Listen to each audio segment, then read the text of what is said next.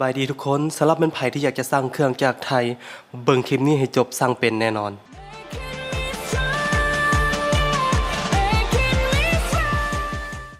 และสำหรับไผที่อยากจะสร้างเครื่องจากไทยยอดนิยมเลยก็คือเป็นเว็บไซต์ Lazada วิธีการง่ายๆเพียงแต่ใช้มือถือของท่านไม่ว่าจะเป็น iOS หรือว่า Android สามารถสร้างได้คือการเป๊ะเลยลงแอปเดียวจบสำหรับคนที่ยังบ่เคยสร้างเครื่องบ่ต้องตกใจเนาะเพราะว่าเขาอาจจะงงว่าเขาจะสร้างมาฮอดเฮือนเขาเลยหรือจะสร้างมาที่ฝั่งไทยแล้วออกไปรับจะสร้างแบบจ่ายเงินก่อนหรือจะสร้างแบบจ่ายเงินภายหลังที่เครื่องมาฮอดมื้อนี้คลิปนี้มีคำตอบเบิ่งให้จบแล้วกันว่าไปแล้วก็เข้าไปในมือถือกันเลยโทรศัพท์ที่ใช้ในการสาธิตนี่เป็น Android เนาะแต่ว่า iPhone ก็ใช้คือกันนี่แหละเนาะเข้าไปที่ Play Store เพื่อที่จะติดตั้งแอปของมันก่อนนั่นก็คือแอป Lazada นั่นเองเนาะพิมพ์ชื่อของมันให้เรียบร้อยกดไปที่ติดตั้งรอท่ามันดาวน์โหลดเนาะหลังจากนั้นก็ให้เปิดแอปขึ้นมาได้เลยเนาะเดี๋ยวเรารอท่ามันบูตนึงเนาะแหมใจเย็นๆเพราะว่าไฟล์85เมกเลยติดตั้งหลังจากนั้นให้เปิดได้เลยเนาะหลังจากติดตั้งแล้วเนาะแอปจะถามว่าจะให้เลือกเป็นภาษาหยังก็ให้เลือกเป็นภาษาไทยไปเลยเนาะจะมีหน้าโฆษณาขึ้นมาก็ให้กดข้ามไปได้เลยเนาะ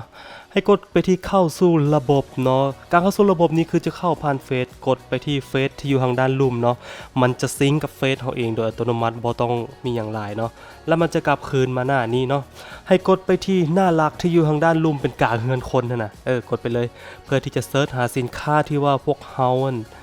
อยากจะซื้อนะเขาจะกดกากเงินนี่แล้วก็เซิร์ชไปเลยในที่นี้เขาจะลองซื้อโบย่าเนาะเป็นไมค์โบย่า M1 เนาะเป็นไม้ที่เอามาใส่เฮ็ดภาคเว้ามีอย่างต่างๆนี่แหละเนาะอันนี้เป็นตัวอย่างเนาะมันจะมีหลายๆห้านให้เราได้เลือก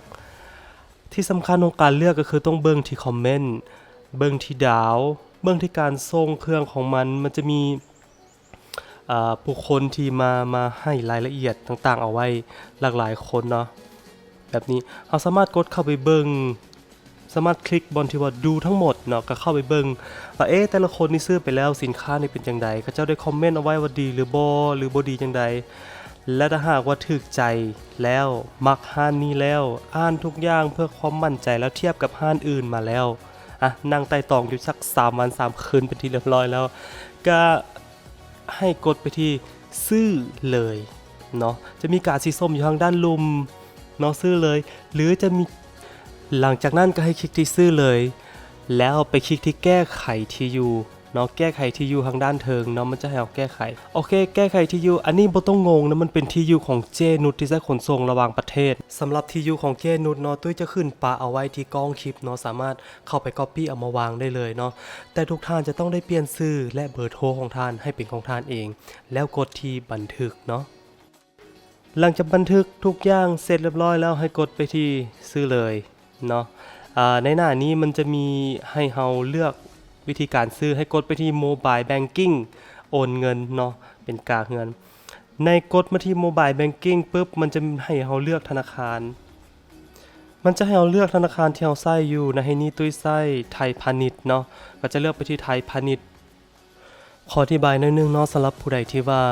บ่มีธนาคารไทยก็สามารถสั่งได้คือกันเนาะซึ่งขั้นตอนนี้นี่เราจะเฮ็ดขึ้นมาเพื่อที่จะขอบิลเป็นใบบินออกมาซื่อๆเพื่อที่จะให้ทางด้านห้าง Exchange กับเจ้าจ่ายแทนหรือว่าผู้ใดที่บ่ฮู้จะให้ไผจ่ายแทนก็สามารถแอดมาหาค่อยให้ค่อยจ่ายบินแทนก็ได้ค่อยแนะนำเป็นครั้งทำอิฐค่อยจะพาเฮ็ดก่อนเนาะหลังจากเลือกไทยพาณิชย์แล้วให้กดไปที่ชำระเงินเนาะหลังจากกดไปที่ชำระเงินก็จะขึ้นหน้าบินขึ้นมานี่แหละคือหน้าที่เราต้องการเนาะหน้าบินตัวนี้เลขรหัสตัวนี้นี่เราจะคัดลอกเอาไว้เพื่อที่จะให้ห้านกับเจ้านี่ชำระให้เพราะว่าขั้นตอนการชำระนี่จะต้องได้ชำระในแอปของธนาคารไทยเนาะสำหรับผู้ใดที่ว่ามีแอปธนาคารไทยเนาะเดี๋ยวจะลองชำระให้เบิ่งเนาะว่ามันชำระแบบใดเนาะก่อนอื่นก็เข้าไปที่แอปธนาคารที่เราใช้อยู่ก่อนเนาะให้เข้าไปที่จ่ายบิลเนาะมันจะมีคำว่าจ่ายบิลอยู่หลังจากเข้าไปที่จ่ายบิลเราจะพิมพ์คำว่า2616เนาะ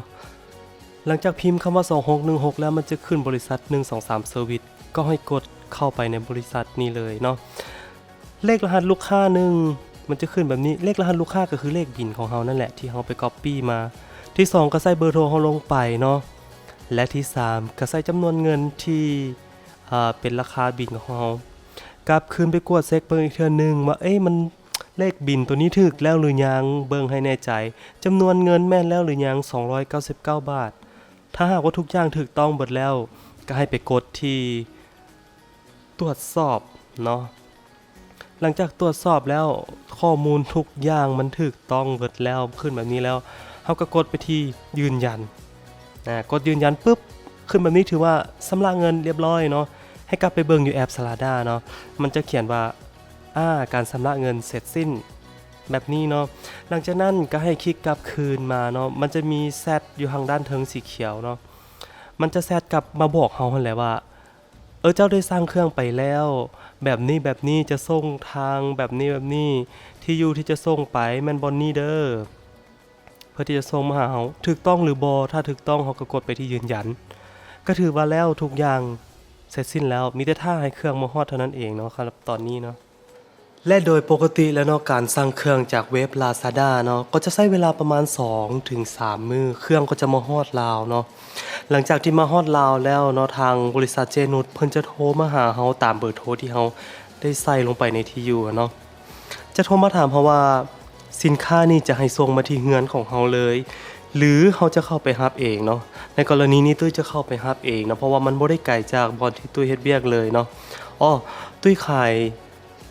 เฟรนช์ฟรายแล้วก็พิซซ่าอยู่ที่ไอเทคมอลล์ตึกใหม่ชั้น6อย่าลืมไปซื้อซอยกันได้ละกันเนาะและสำหรับผู้ใดที่ว่าเบิ่งคลิปนี้แล้วเนาะแต่ว่ายังบ่เข้าใจยังติดขัดอยู่ขั้นตอนใดหรือว่าอยากจะลองสร้างแล้วแต่ยังสร้างบ่เป็นยังค้าอีหยังอยู่เนาะสามารถเข้าไปหาตุ้ยได้ที่ไอเทคมอลล์ชั้น6ได้ขายทุกมื้อเนาะหรือจะโทรเข้ามาถามจะแอดเข้ามาถามก็ได้เนาะยินดีให้คำปรึกษาทุกอย่างเลยเนาะสำหรับตอนนี้พวกเราก็เพียงจะรอท่าเนาะท่าบ่ไหวแล้วเนาะเอาเป็นว่าไปกินเฟรนช์ฟรายท่ากันก่อนกันแล้วกันเนาะเวลาตั้ง 2-3 มื้อเนาะเอาเป็นว่าอีก3มื้อเนาะตุ้ยจะมาเฮ็ดคลิปอีกมาเปิดกล้องให้เบิ่งว่าสินค้าที่มาฮอดเป็นจังใดมีลักษณะจังใดสำหรับผู้ใดที่อยากจะฮู้ว่าสินค้ามาฮอดแล้วเป็นแบบใดกรุณาติดตาม EP หน้าเนาะตุ้ยจะใส่ชื่อว่าสร้างสินค้าจากไทยมาลาว EP 2เนาะเข้าไปเสิร์ชใน YouTube ได้เนาะแล้วเขาจะมาแกะกล้องไปพร้อมๆกันเนาะสำหรับคลิปนี้ขอขอบใจอย่าลืมกดไลค์กดแชร์ปะเมียนเพื่อเป็นการแจ้งเตือนสำหรับคลิปหน้าเนาะ